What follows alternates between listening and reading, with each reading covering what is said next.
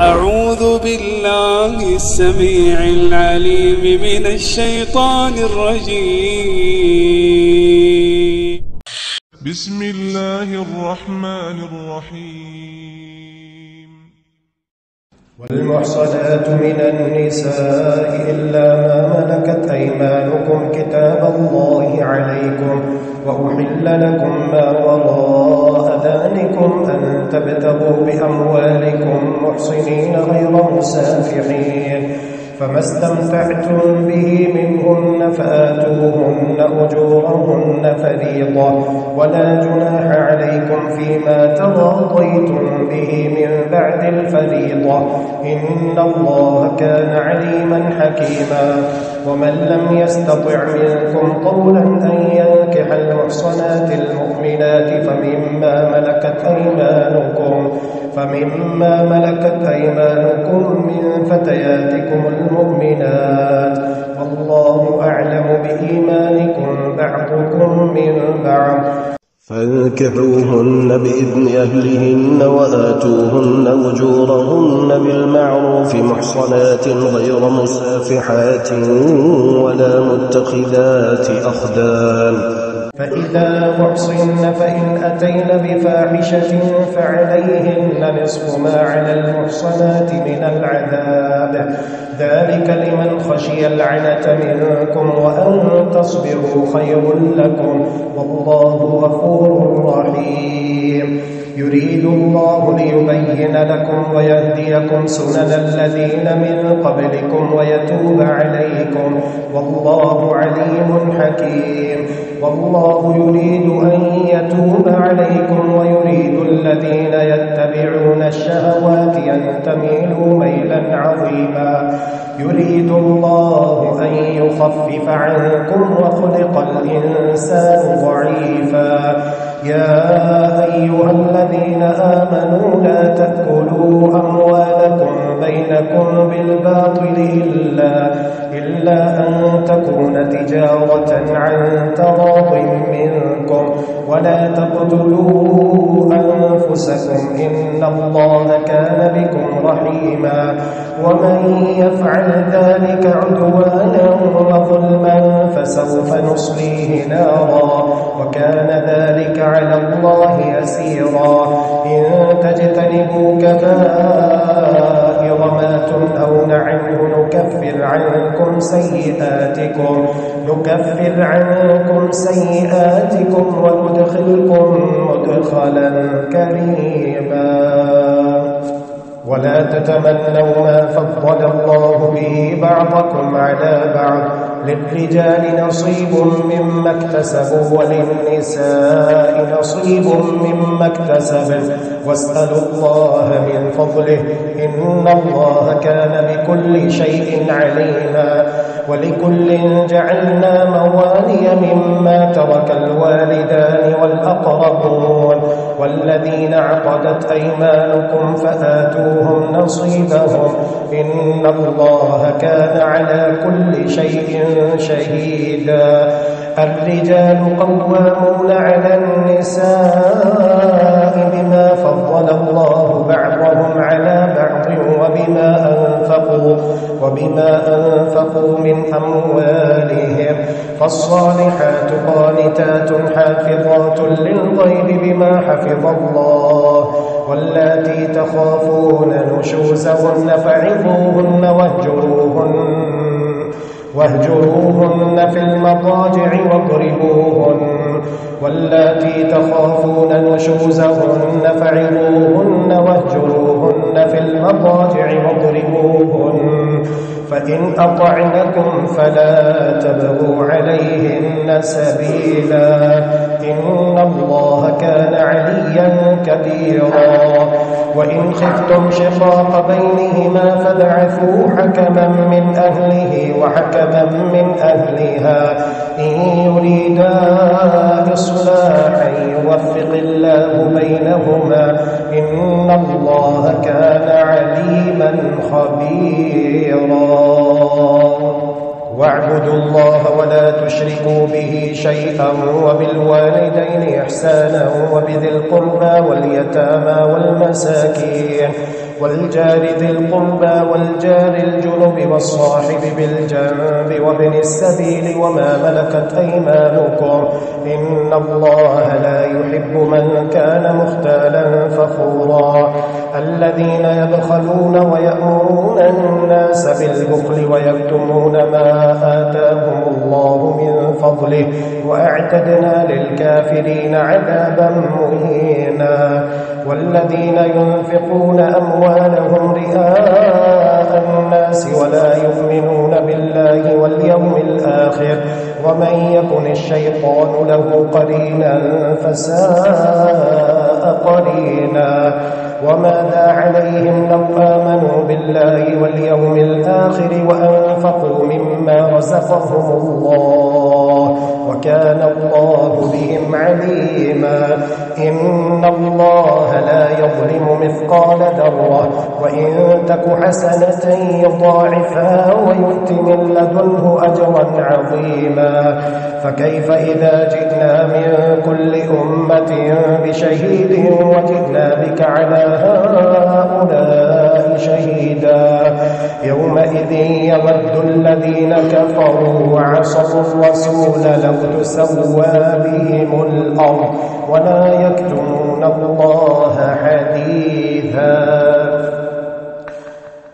يا أيها الذين آمنوا لا تقربوا الصلاة وأنتم سكارى حتى تعلموا ما تقولون ولا جنبا إلا عابري سبيل حتى تغتسلوا وإن كنتم مرضى أو على سفر أو جاء أحد منكم من الغائط أو لامستم النساء فلم تجدوا ماء فتيمموا صعيدا طيبا فامسحوا بوجوهكم وأيديكم إن الله كان عفوا غفورا ألم تر إلى الذين أوتوا نصيبا من الكتاب يشترون الضلالة ويريدون أن تضلوا السبيل والله أعلم بأعدائكم وكفى بالله وليا وكفى بالله نصيرا من الذين هادوا يحرفون الكلم عن مواضعه ويقولون سمعنا وأعصينا واسمع غير مسمع وراعنا ليا بألسنتهم وطعنا في الدين ولو أنهم قالوا سمعنا وأطعنا واسمع وانظرنا لكان خيرا لهم وأقوى ولكن لعنهم الله بكفرهم فلا يؤمنون إلا قليلا يا أيها الذين أوتوا الكتاب آمنوا بما نزلنا مصدقا لما معكم من قبل أن نطمس وجوها فنردها على أدبارها أو نلعنهم كما لعنا أصحاب السبت وكان أمر الله مفعولا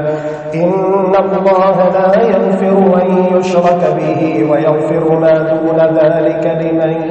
يشاء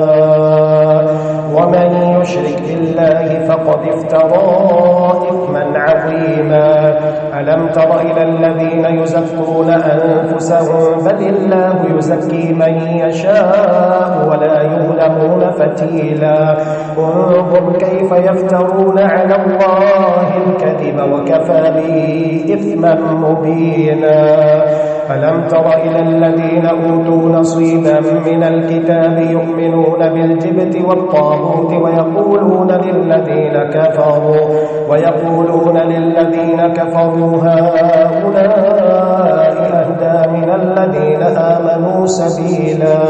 أولئك الذين لعنهم الله ومن يلعن الله فلن تجد له نصيرا أم لهم نصيب من الملك فإذا لا يؤتون الناس نقيرا أم يحسدون الناس على ما آتاهم الله من فضله فقد آتينا آل إبراهيم الكتاب والحكمة وآتيناهم ملكا عظيما فمنهم من آمن به ومنهم من صد عنه وكفى بجهنم سعيرا إن الذين كفروا بآياتنا سوف نصليهم نارا كلما نضجت جلودهم بدلناهم جلودا غيرها ليذوقوا العذاب إن الله كان عزيزا حكيما. والذين آمنوا وعملوا الصالحات سندخلهم جنات تجري من تحتها الأنهار خالدين فيها أبدا لهم فيها أزواج مطهرة وندخلهم ظلا ظليلا إن الله يأمركم أن تؤدوا الأمانات إلى أهلها وإذا حكمتم بين الناس أن تحكموا بالعدل إن الله نعم ما يعظكم به إن الله كان سميعا بصيرا. يا أيها الذين آمنوا أطيعوا الله وأطيعوا الرسول وأولي الأمر منكم فإن تنازعتم في شيء فردوه إلى الله والرسول إن كنتم تؤمنون بالله واليوم الآخر ذلك خير وأحسن تأويلا. ألم تر إلى الذين يزعمون أنهم آمنوا بما أنزل إليك وما أنزل من قبلك يريدون أن يتحاكموا إلى الطاغوت وقد أمروا أن يكفروا به ويريد الشيطان أن يضلهم ضلالا بعيدا. وإذا قيل لهم تعالوا إلى ما أنزل الله وإلى الرسول رأيت المنافقين يصدون عنك صدودا. فكيف إذا أصابتهم مصيبة بما قدمت أيديهم ثم جاءوك يحلفون بالله إن أردنا إلا إحسانا وتوفيقا أولئك الذين يعلم الله ما في قلوبهم فأعرض عنهم وعظهم وقل لهم في أنفسهم قولا بليغا. وما أرسلنا من رسول إلا ليطاع بإذن الله ولو أنهم إذ ظلموا أنفسهم جاءوك فاستغفروا الله واستغفر لهم الرسول لوجدوا الله توابا رحيما. فلا وربك لا يؤمنون حتى يحكموك فيما شجر بينهم ثم لا يجدوا في أنفسهم حرجا مما قضيت ويسلموا تسليما. ولو أنا كتبنا عليهم أن اقتلوا أنفسكم أو اخرجوا من دياركم ما فعلوه إلا قليل منهم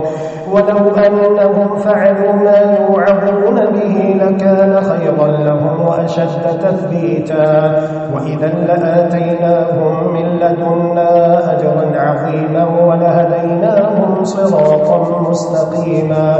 ومن يطع الله والرسول فأولئك مع الذين أنعم الله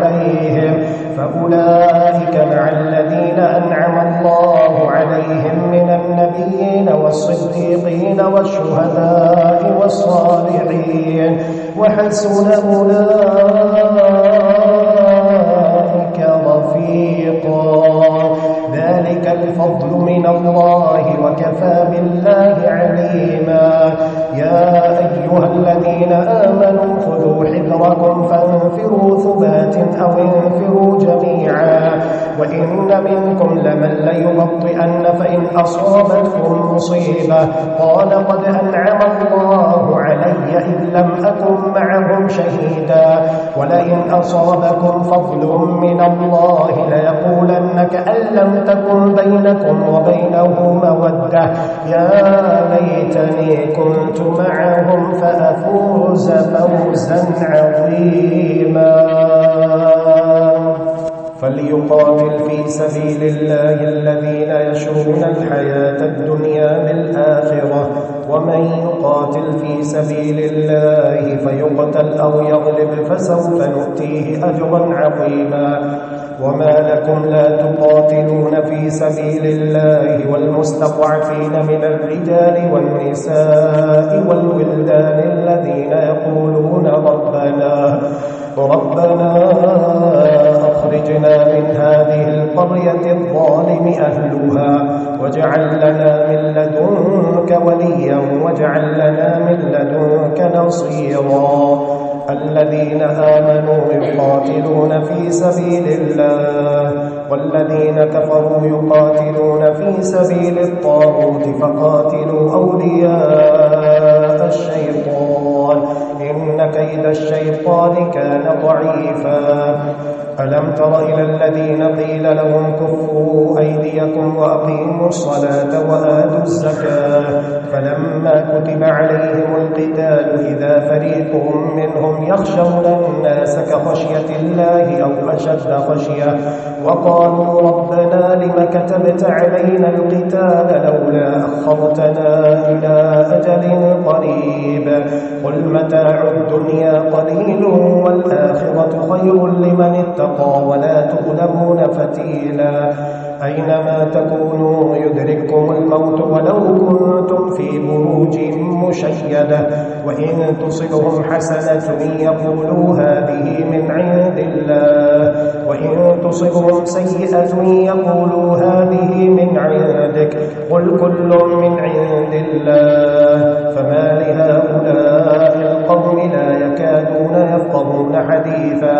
ما أصابك من حسنة فمن الله وما أصابك من سيئة فمن نفسك وأرسلناك للناس رسولا وكفى بالله شهيدا. من يطع الرسول فقد أطاع الله ومن تولى فما أرسلناك عليهم حفيظا. ويقولون طاعة فإذا برزوا من عندك بيت طائفة منهم غير الذي تقول والله يكتب ما يبيتون فأعرض عنهم وتوكل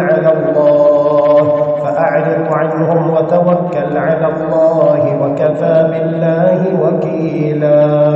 أفلا يتدبرون القرآن ولو كان من عند غير الله لوجدوا فيه اختلافا كثيرا. وإذا جاءهم أمر من الأمن أو الخوف أذاعوا به ولو ردوه إلى الرسول وإلى أولي الأمر منهم لعلمه الذين يستنبطونه منهم ولولا فضل الله عليكم ورحمته لاتبعتم الشيطان إلا قليلا. فقاتل في سبيل الله لا تكلف إلا نفسك وحرض المؤمنين عسى الله أن يكف بأس الذين كفروا والله أشد بأسا وأشد تنكيلا. من يشفع شفاعة حسنة يكن له نصيب منها ومن يشفع شفاعة سيئة يكن له كفل منها وكان الله على كل شيء مقيتا. وإذا حييتم بتحية فحيوا بأحسن منها أو ردوها إن الله كان على كل شيء حسيبا. الله لا إله إلا هو ليجمعنكم إلى يوم القيامة لا ريب فيه ومن أصدق من الله حديثا.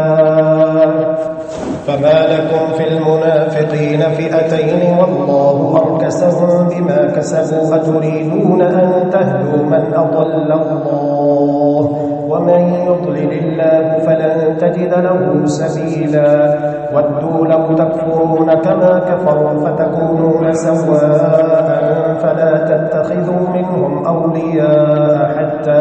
حتى يهاجروا في سبيل الله فإن تولوا فخذوهم واقتلوهم حيث وجدتموهم ولا تتخذوا منهم وليا ولا نصيرا إلا الذين يصلون إلى قوم بينكم وبينهم ميثاق أو جاءوكم حصرت صدورهم أن يقاتلوكم أو يقاتلوا قومهم ولو شاء الله لسلطهم عليكم فلقاتلوكم فإن اعتزلوكم فلم يقاتلوكم وألقوا إليكم السلم فما جعل الله لكم عليهم سبيلا ستجدون آخرين يريدون أن يأمنوكم ويأمنوا قومهم كلما ردوا إلى الفتنة يركسوا فيها فإن لم يعتزلوكم ويلقوا إليكم السلم ويكفوا أيديهم فخذوهم واقتلوهم حيث ثقفتموهم وأولئكم جعلنا لكم عليهم سلطانا مبينا وما كان لمؤمن أن يقتل مؤمنا إلا خطأ ومن قتل مؤمنا خطأ فتحرير رقبة مؤمنة ودية مسلمة إلى أهله إلا أن يصدقوا فإن كان من قوم عدو لكم وهو مؤمن فتحرير رقبة مؤمنة وإن كان من قوم بينكم وبينهم ميثاق فدية مسلمة إلى أهله وتحرير رقبة مؤمنة فمن لم يجد فصيام شهرين متتابعين توبة من الله وكان الله عليما حكيما ومن يقتل مؤمنا متعمدا فجزاؤه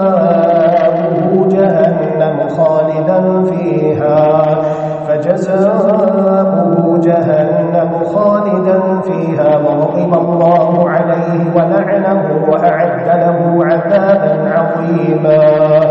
يا أيها الذين آمنوا إذا ضربتم في سبيل الله فتبينوا ولا تقولوا لمن ألقى إليكم السلام لست مؤمنا تبتغون عرض الحياة الدنيا فعند الله مغانم كثيرة كذلك كنتم من قبل فمن الله عليكم فتبينوا إن الله كان بما تعملون خبيرا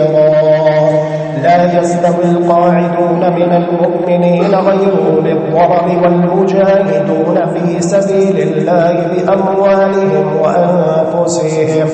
فضل الله المجاهدين بأموالهم وأنفسهم على القاعدين درجة وكلا وعد الله الحسنى وفضل الله المجاهدين على القاعدين أجرا عظيما درجات منه ومغفرة ورحمة وكان الله غفورا رحيما إن الذين توفاهم الملائكة ظالمي أنفسهم قالوا فيم كنتم قالوا كنا مستضعفين في الأرض قالوا ألم تكن أرض الله واسعة فتهاجروا فيها فأولئك مأواهم جهنم وساءت مصيرا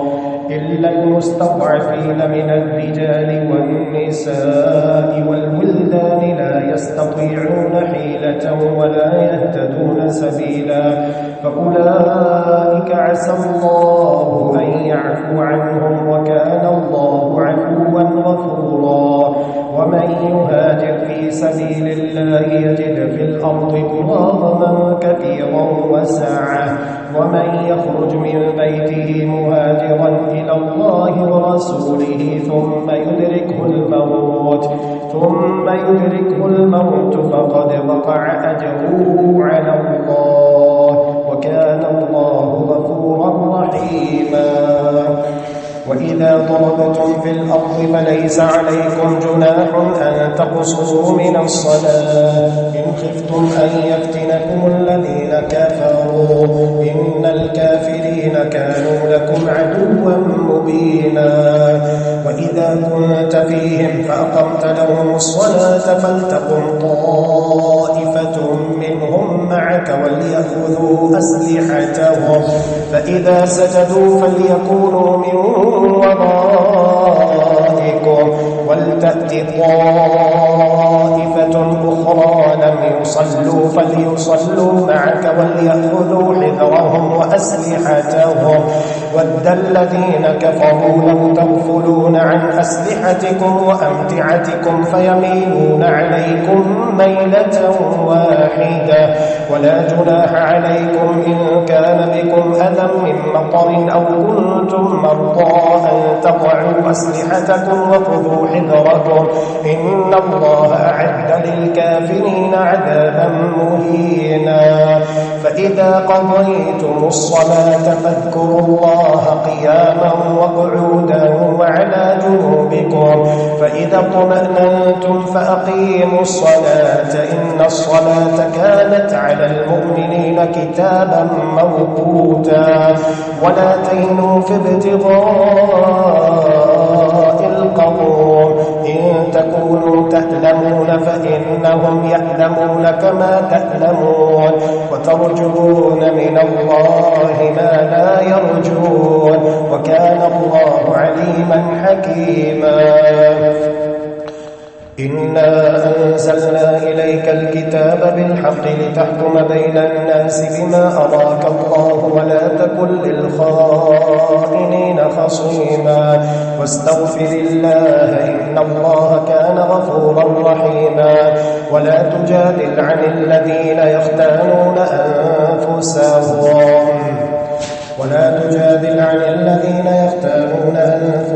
إن الله لا يحب من كان خوانا أثيما يستخفون من الناس ولا يستخفون من الله وهو معهم إذ يبيتون ما لا يرضى من القول وكان الله بما يعملون محيطا ها أنتم هؤلاء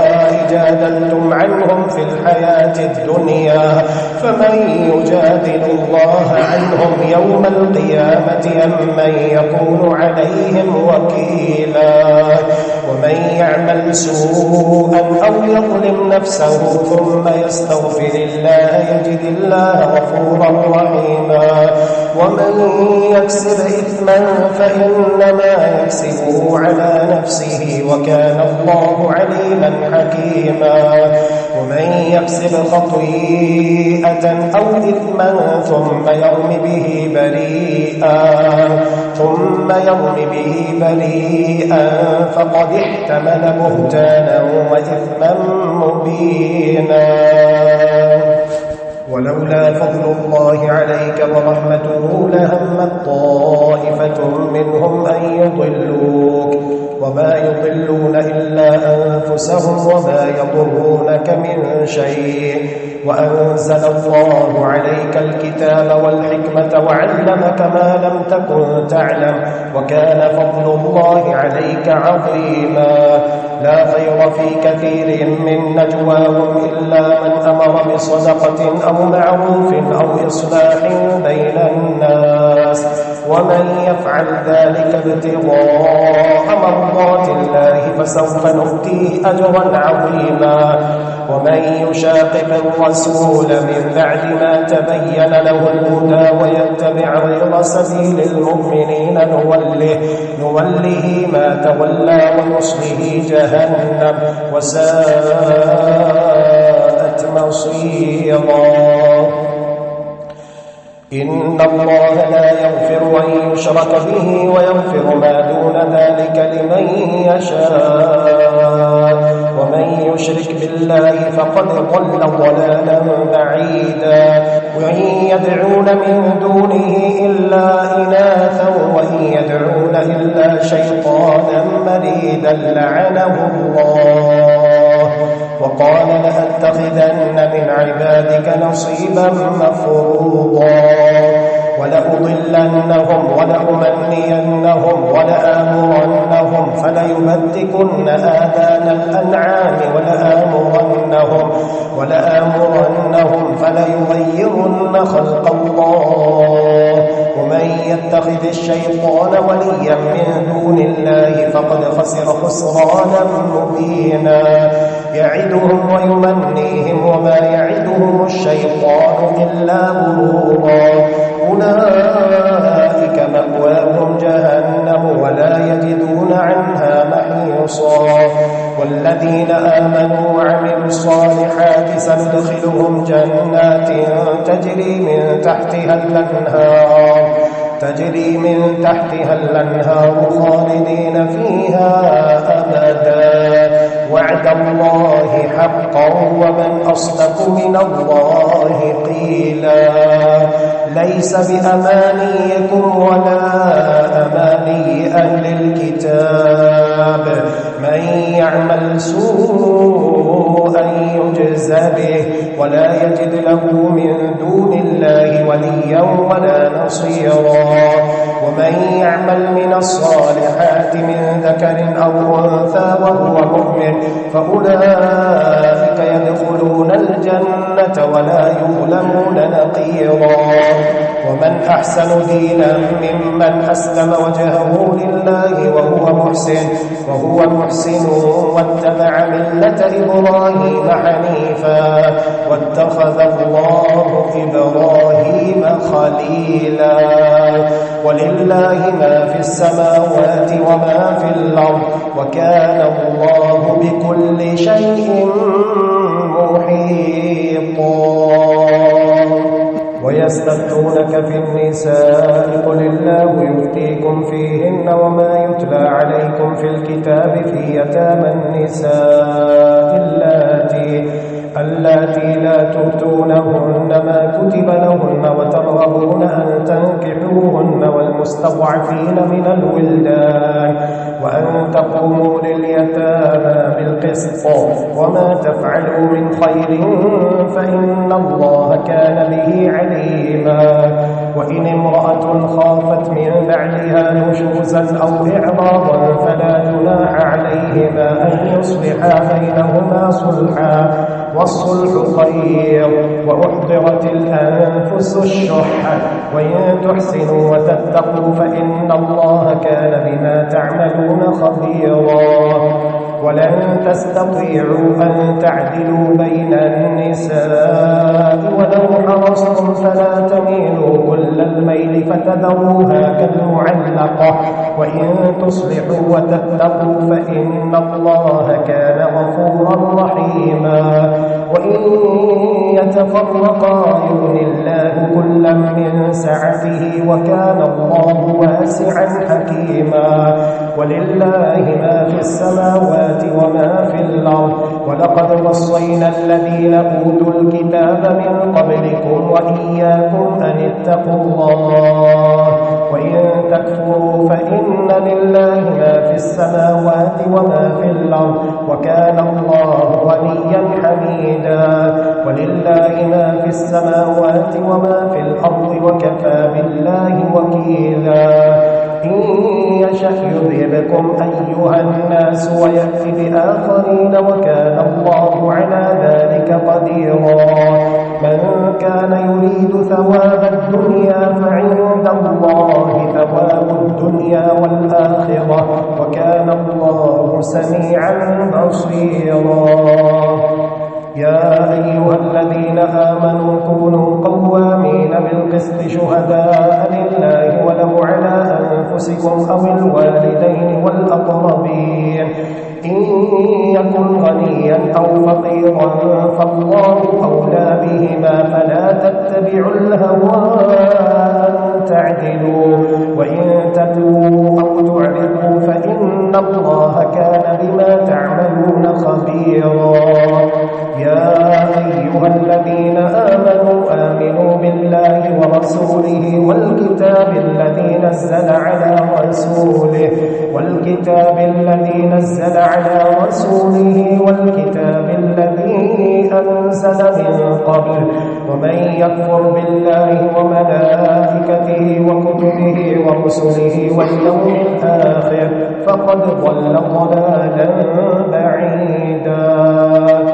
إن الذين آمنوا ثم كفروا ثم آمنوا ثم كفروا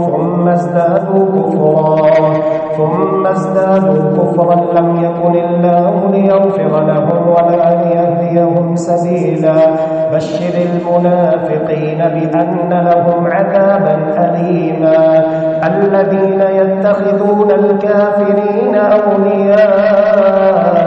من دون المؤمنين أيبتغون عندهم العزة فإن العزة لله جميعا وقد نزل عليكم في الكتاب أن إذا سمعتم آيات الله يكفر بها ويستهزأ بها فلا تقعدوا معهم حتى يخوضوا في حديث غيره إنكم إذا مثلهم إن الله جامع المنافقين والكافرين في جهنم جميعا الذين يتربصون بكم فإن كان لكم فتح من الله قالوا ألم نكن معكم وإن كان للكافرين نصيب قالوا ألم نستحوذ عليكم ونمنعكم من المؤمنين فالله يحكم بينكم يوم القيامة ولن يجعل الله للكافرين على المؤمنين سبيلا إن المنافقين يخادعون الله وهو خادعهم وإذا قاموا إلى الصلاة قاموا كسالى يراءون الناس ولا يذكرون الله إلا قليلا مذبذبين بين ذلك لا إله هؤلاء ولا إله هؤلاء ومن يضلل الله فلن تجد له سبيلا يا أيها الذين آمنوا لا تتخذوا الكافرين أولياء من دون المؤمنين أتريدون أن تجعلوا لله عليكم سلطانا مبينا إن المنافقين في الدرك الأسفل من النار ولن تجد لهم نصيرا إلا الذين تابوا وأصلحوا واعتصموا بالله وأخلصوا دينهم لله فأولئك مع المؤمنين وسوف يؤتي الله المؤمنين أجرا عظيما ما يفعل الله بعذابكم إن شكرتم اللهم إنك عفو تحب العفو فاعف عنا اللهم إنك عفو تحب العفو فاعف عنا إلهنا فاعف عنا